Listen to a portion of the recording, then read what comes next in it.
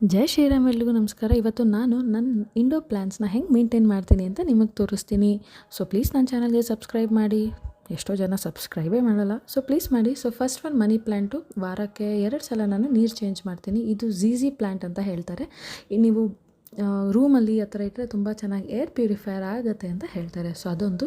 ಇದು ನಿಮ್ಮೆಲ್ರಿಗೂ ಗೊತ್ತು ಸ್ನೇಕ್ ಪ್ಲ್ಯಾಂಟ್. ಇದನ್ನು ಈ ಥರ ಮಸಾಲೆ ಜಾರ್ ಇತ್ತು ಒಂದೆರಡು, ಸೊ ಅದಕ್ಕೆ ಹಾಕಿ ಮಾಡಿದ್ದೀನಿ. ಸೊ ಇಂಡಿಯನ್ ಜುಗಾಡ್ ಮಾಡಬೇಕಲ್ಲ ಯಾರಾದರೂ. ಸೊ ಎಸ್, ಈ ಥರ ನೀರು ಚೇಂಜ್ ಮಾಡಿಟ್ಟಿದ್ದೀನಿ.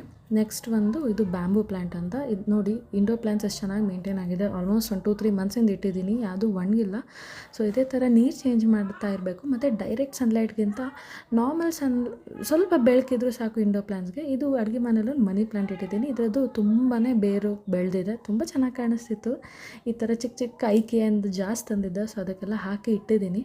ಸೊ ಇದೇ ಥರ ನೀವು ನಿಮ್ಮ ಇಂಡೋ ಪ್ಲ್ಯಾಂಟ್ಸ್ನ ಮೇಂಟೈನ್ ಮಾಡಿ. ಆ್ಯಂಡ್ ಪ್ಲೀಸ್ ನನ್ನ ಚಾನಲ್ಗೆ